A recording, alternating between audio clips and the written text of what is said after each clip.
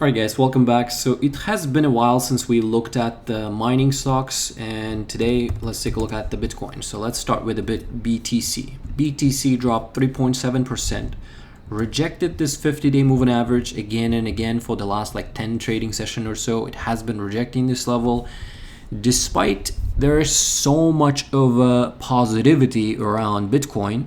So there's a lot of news, only freaking positive news, and it can't get going, which means people are not willing to pay this top price. So what happens is anytime any asset can't get going after positive news, I mean, it has to get affordable, right? Or cheaper or attractive. So for me, again, I talked about this one. I don't care how high it's gonna go. Okay, I'm not a crypto bro. I don't trade it. But I watch the mining stocks, like I have been talking about MicroStrategy. So maybe you will see some interest around 200-day moving average, which is at the moment 77K-ish. That's 200-day moving average for the stock. But we still have a support right here, okay, which is 92-ish. And you can see I have an alert at 89-ish. So if it drops below, I mean, you gotta watch out. So I think I tweeted about MSTR, which trades with quite a bit of premium. So if this stock flushes below 290, it's a danger zone. It can go straight down to its 200-day moving average. Okay, so this is for MicroStrategy. Regarding Mara on the other hand trades with less of a premium than MSTR, but I have talked about this one, Mara 2025. You can go take a look at it. So here's the Mara's Bitcoin holdings. They own 40+ thousand Bitcoins valued at 3.9 billion at this price of a Bitcoin. So 1466. Today Mara is down 9%. And let me just switch to actually the crypto basket. There you go. I think I tweeted this one.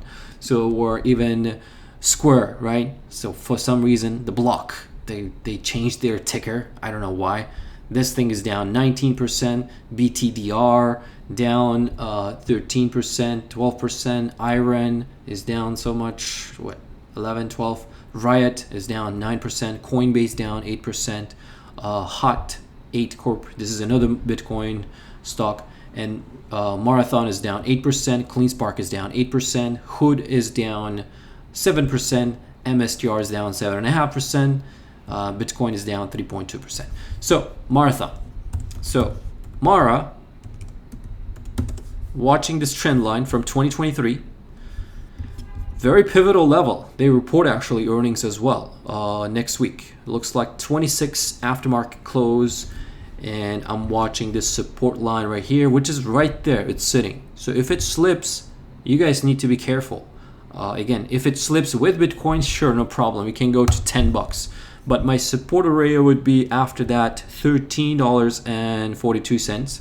So anybody who is trading these names, well, pretty much they are down as long as they bought above $15. So anybody in the last 6 months who bought it above $15, they're underwater. And you can see this, how big of a resistance this level is. This $14.60, wherever it's sitting, you can see where the price has been throughout this time. So at this point, so you would guess that, I mean, as somebody who trades both sides of the stock action, whether it's to the upside or downside, I like breakdowns to the downside, and to the upside I like breakouts when stock makes a new high. So some of these people are going to definitely panic out or have a stop losses, and they can just, you can see, like I even tweeted this one. This is a saying, it's not my thing. Bulls take the stairs, bears take the elevator down. So, and you can, it's normal to see in many stocks, like when stocks come down, they come down fast and they flush out fast. And it happens when stock breaks very pivotal support that it traded, bounced off of that level for many sessions, or many, I mean, in Marathon's case, for about freaking year, it has held this level. So this is your last line of defense to watch. Otherwise, it can go to 10 bucks.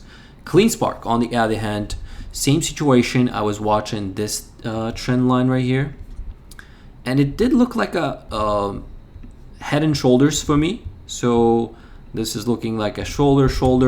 Okay, this is your head, this is your shoulder, this is your shoulder. If it breaks, I was going to watch Cleanspark to go all the way to $6.70. So essentially, I'm watching as a support first $8, the 8 from August, September of last year when it flushed down. And the last time I think I made really good money on the flush down, you can see how many people were trapped at these levels, right? And then I happened to see this move right here. When you guys remember Japan situation, I saw this level cracking and as stock started coming down, puts were so cheap. So I think I walked away right here in August, July with freaking 2,000% gain off the one trading session, or even Bitcoin flushed down. But this is what happens when stock breaks below. Well, guess what? From whoever was sitting right here, well, some panicked here. Same thing I'm assuming here. So as soon as this stock, well, let's say 9, 8, sure, why not for this name to go to $7?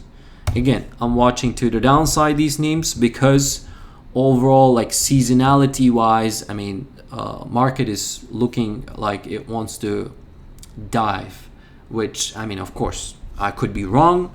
I'm not telling you what to do. I'm not your financial advisor.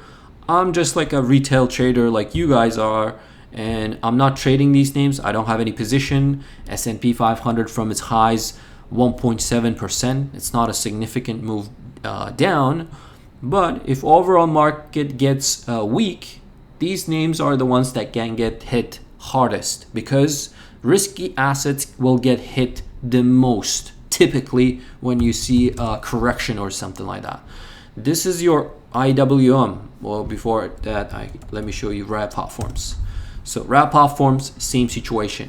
$10 for the last, after this like $6 run up. You guys remember this run up? It was pretty big run up.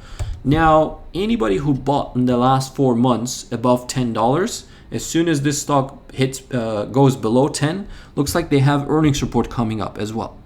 So let's see. I saw a lot of call activity in this one, especially after that activist investor took over.